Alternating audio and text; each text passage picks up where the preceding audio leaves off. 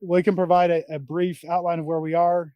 And again, just, I can't really get into any specifics, but kind of where we are stand. Unfortunately, there's no new developments. We've passed the 72-hour mark from when Grant Hardin did escape.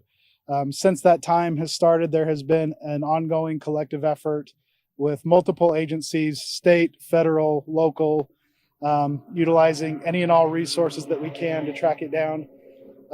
Any and all leads that we are getting have been followed up on. Unfortunately, none of those have come to fruition yet, but we're hoping all it takes is that one lead that is credible that is going to lead to this. So again, the search is ongoing. And with that, I'm happy to take any questions you guys may have. We heard that some of the local departments are being told to stand back. Is the search effort being scaled back? It's not being scaled back at all. I think the issue that we're running into is having too many people in one place at one time. I know that a search area has expanded, and so at this point, they may just be told to stay back until we have somewhere else, so there's not that much of a concentrated force in one spot. Is it because you don't have any areas you're prioritizing? I mean, there's a lot of different things we're following. One of the challenges that we have for this area is it is very, as you can see, it's very hilly, it's very rocky. There's a lot of places where it's very narrow to get in and it's very narrow to get out. And we've had a couple instances, I know, during this search where it's been hard we have too many people in one place and units are on top of each other trying to get in and out. It's kind of hampering it. So I think it's just trying to be very coordinated and making sure that we're spreading our resources where they need to be. Can you talk about what some of those resources are that you're utilizing? Are you using drones, canines, helicopters? Yeah, all of the above. We have, one of the nice things in the Department of Corrections, we have a very robust canine search team, and those are being utilized as much as we can. Drones are being utilized, aircraft. One of the hindrances we have had the last few days, you guys know, we've had a lot of rain. It's been very wet, and rain hinders those type of searches. With our track dogs, the rain can affect, them being able to pick up that track. With the low clouds, it's hard to get the drones up as high as we need to. Helicopters are grounded with all that. So we're hoping that the weather kind of turns a little bit and we can utilize more of those. You were able to get video of helicopters hovering in the area of the prison and some officers using binoculars to look in the area. Is some of the search concentrated still around the prison? Yeah, I mean, kind of the attitude that we take until we have credible evidence that he is not in the area, we assume that he's probably still in the area. And so that's where it is. The north central Arkansas area is where the main source of the search is at this point. And a lot of that too is just double backing and double checking to make sure we're not missing anything in the immediate area where we know for sure he was. Just double checking that area to make sure there's not something we're missing. Can we go back to Sunday and you can talk about, we all know that he was wearing some sort of makeshift outfit that looked like he was perhaps an employee of the detention facility. And then we also saw in the affidavit that somebody opened the door for him, presumably assuming he was an employee. Can you just walk us through what we know so far about how he was able to exit the facility? Yeah, that is our assumption, is that, everything that he was wearing standard issue inside this facility. It is not there's no inmate uniform that looks like that. There's no officer uniform that looks like that. It very much and that's part of the challenge, is determining what exactly he was wearing and following up on those. Our understanding is that being he was former law enforcement, he tailored that to look like a law enforcement officer. We do have, with this being part of, facility, we do have law enforcement that comes in and out on a fairly regular basis. And that is our assumption, that he did that to try and mimic a law enforcement officer. As far as the events leading up to that, that's still being looked over and considered and analyzed at this time. And so, but yeah, we believe that was the intent, was to mimic a law enforcement uniform. Can you speak to the employee that opened the door?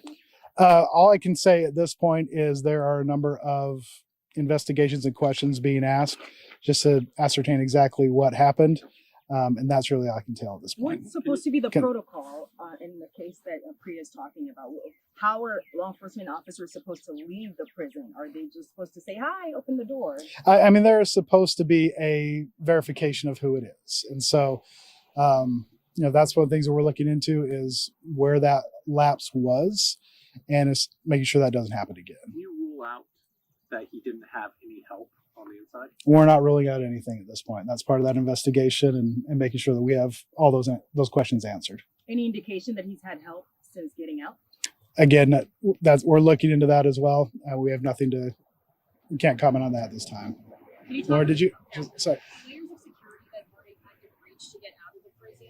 Was it one lab or multiple failures? That's part of what we're looking into as well. We have a pretty good idea of the route that he took and kind of some of those circumstances. But part of that investigation is looking into exactly what happened during that time frame and what, if any, lapses happened. Have there been any? Sorry. Have there been any credible sightings in the last 24 hours? None to my knowledge. Just a lot. We had a lot of tips, but none of those have come to fruition at this point. How confident are you that he's still in North Central Arkansas area? Based on the information that we have and the experience of our teams, they feel fairly confident that he is still fairly close to this region. We're not going to rule anything out at this point, obviously, because all it takes is one vehicle to hop in and you can be anywhere. But as of this time, they feel very confident he is still in the area. Do you feel like you have a good perimeter set up that if he were to try to escape this area, that he could be caught?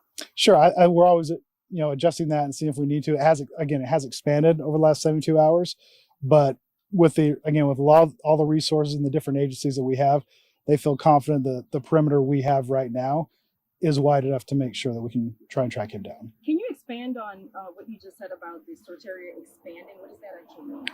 Just obviously, as time goes on and somebody's on foot, they can cover a lot more ground. And so just making sure, looking at possible, roads, possible, following streams, following whatever maneuvers people would take, just trying to guess and ascertain, how far somebody could travel in a certain amount of time, and just making sure that we're covering that amount of distance and that he's not slipping by. Are you looking at nearby states? Sorry. No. I can't speak to how many, but I know we have been in contact with neighboring states as we normally do in these situations. Obviously, the proximity to Missouri and his knowledge, and he grew up close to the Missouri border, so obviously that is a priority as well.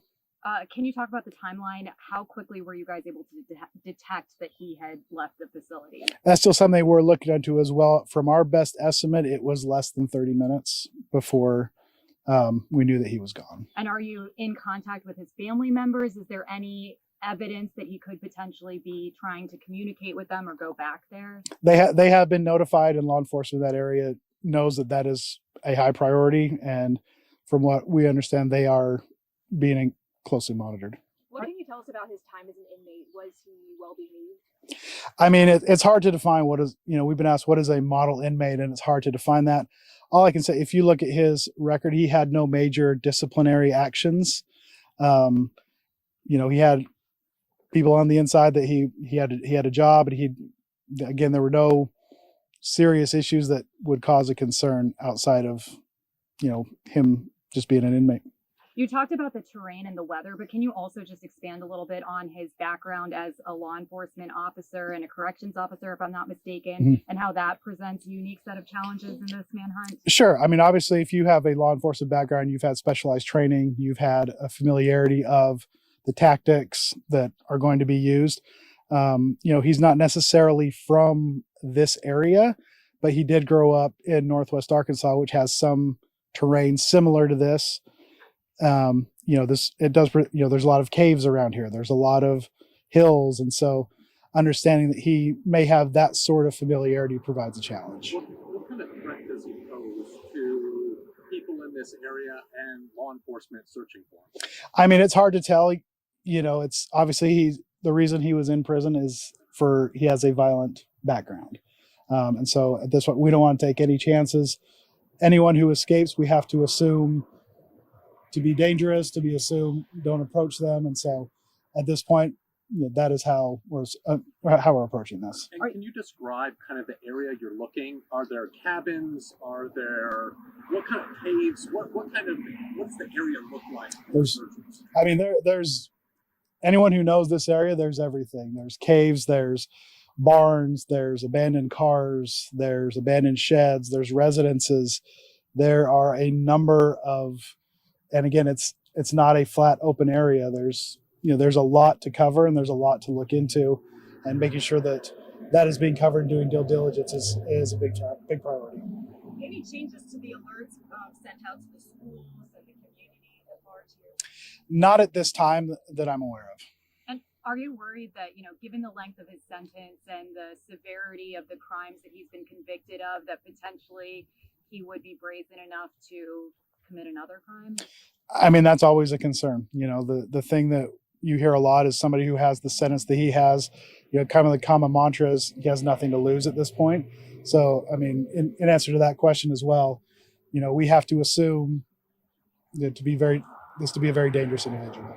How confident are you that relatives and loved ones are not helping him at this point? Again, that's something we're looking into and investigating. All we can say, we have been in contact with his immediate family, and those are being monitored. Are you considering any type of reward for information? Those are also in discussions as well. Can you give us an estimate of how many personnel are on the ground? We know in the New Orleans manhunt, there was about 200 people that are still searching for those guys. Obviously, there's some inmates that ran away. Sure. I don't know what kind of resources you guys have, but just an estimation, approximation. Yeah, I mean, I can't give an estimate to how many people. All I can tell, and one of the things that we do want to do is thank all of the agencies that have been assisting with this, giving up their time, giving up their resources. I mean, we're talking federal agencies, state agencies, local agencies, Department of Corrections, Arkansas State Police, the FBI, U.S. Marshals, Game and Fish, Izard County, Stone County, all of the local. There have been a lot of people that have been coming in and out and giving of their time to help with this search. Did you say that's hundreds? Over hundreds would be a good, yeah. So What's the cost been like for the search? that I couldn't answer. So. You said there's been no credible sightings, but has there been any evidence found that he's still in the area? I mean, any footprints? No. Trace? There have been a lot of tips and leads that we've looked into, but nothing super credible at this point. There was a surveillance photo released that the timestamp had 2:58, and you guys released that he was released he escaped at 3:40. Can you explain the disparity in that? Yeah, I mean, just the initial reports we received was around 3:40. Again, it's in the course of making those reports, times can vary, but so the original estimate that we gave was 3:40, but once we were able to sit down and look at the surveillance video, it was confirmed it was approximately 2:55 was when he escaped. The investigation that's happening around how he escaped and whether anybody helped him, is that an internal investigation that's happening in terms of the sheriff's office, or is this a DOC investigation as well? There's a lot of different agencies that are helping with that investigation. Who's the lead on the search? As of right now, it's the Department of Corrections. Is he assumed to be wearing the same outfit he escaped in? Until we have not found that outfit, and so until we find evidence that he is, I mean, we're assuming that. We don't know if he had what he had underneath it. We've been able to, acquire since then. All we know, the last time we saw him is that's what he was wearing. We have not found that uniform yet. How many checkpoints are there? I can't speak to that now. I know at one point we had close to 10 around this area. I'm not sure exactly what it is at the moment. It's one thing for him to get to the Sally Port and have someone open the gate. How did he get from his cell, walk through the area, get to the doors? I mean, any information you can give about that movement? Yeah, it's still part of that ongoing investigation. We're trying to figure out how what led up to that. How long are you guys Until we feel it's no longer necessary. So, I mean, have you searched his cell to see if the lock was broken? Or I mean, we have searched through all of his personal items as well, trying to get any idea, any clues, any information that can help us lead to where he was going. Is it normal for a convicted murderer in Arkansas to be in a medium security facility and not a maximum one? All that goes to when somebody enters the department system, they're given, their classification and their initial assessment. And based on what he was assessed is the reason he was sent here. There are parts of North Central that do have a maximum area, but the prison itself is labeled as a medium security. how are we sure that the uniform he was wearing was homemade if you guys don't have it in your possession? Just again, because there's nothing inside the facility that looks like that. It had to have been either homemade or brought in somehow, or again, once we know exactly what it is that he was wearing, that will help us ascertain that as well. Do you all have surveillance video tracking his movements before he went out through the Sally Port? We have surveillance videos all around the unit, and that's part of the internal investigation that we're Do looking you guys into right know now. what his movements were like prior to going through the Sally Port? We have a fairly good idea, yes. What was the last video you have of him? The last video we have is the surveillance video of him leaving the facility. Has Any anyone chance been any of that is going to be released to us? Probably once the investigation's done. has anyone been suspended as part of this investigation at the jail? Or Not that I'm aware of. Have there been any security concerns prior to this jailbreak? I mean, again, not to compare it to New Yeah. Orleans, but the sheriff down there had a lot of issues with defective blocks and not enough staffing. Had there been any prior concerns or issues? None that I know of. As of our last report, North Central only had 3 security vacancies, and this typically tends to be one of our most populated facilities as far as officers. When was your last escape here at this facility? This facility, I'm not 100% sure. The last one I know in the department was the Samuel Hartman back in, I believe, 2021. Without giving away the secrets, can you talk more about how you've had to switch up the way you search for him because he knows the tricks of the trade? Yeah, I don't know a lot of the details about how we've been doing that. All I know is we have some very experienced people that there's constant briefings throughout the day talking about, what's working, what's not working, where should we check. All I can speak, there have been a lot of different varieties and a lot of different resources used to try and help with this search. And you're getting tips from all over the state. Does that include All- the crimes that were committed in Northwest Arkansas? All over the state. Yes, sir. And as this search stretches into multiple days, are you still working around the clock, or are they? No, breaking up we're the night? we're still working around the clock. We're working on shifts that are coming in.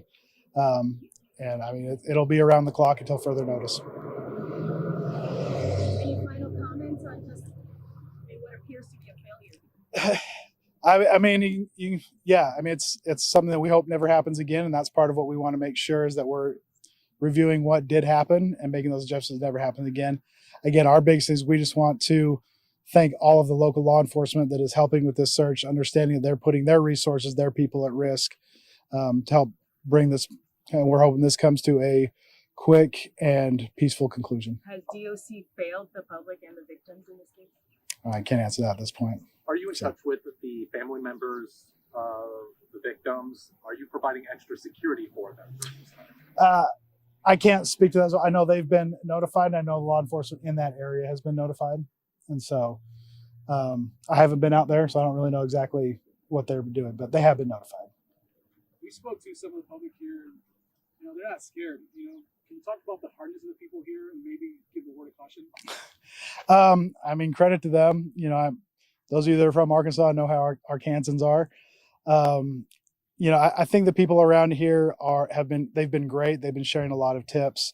They have really kind of helped, been on the lookout, and also a credit to them. A lot of them have been going to these checkpoints, giving our officers food, giving them water, just really been a good, and again, that is just what we would ask again is this area, especially wherever, please be cognizant, please be aware, be alert of your surroundings. If something seems out of place, if something seems, a little off, please let us know and let's check that out. So. And the federal agencies, you said they're cooperating with state and local. Does that include the FBI? Yes, sir.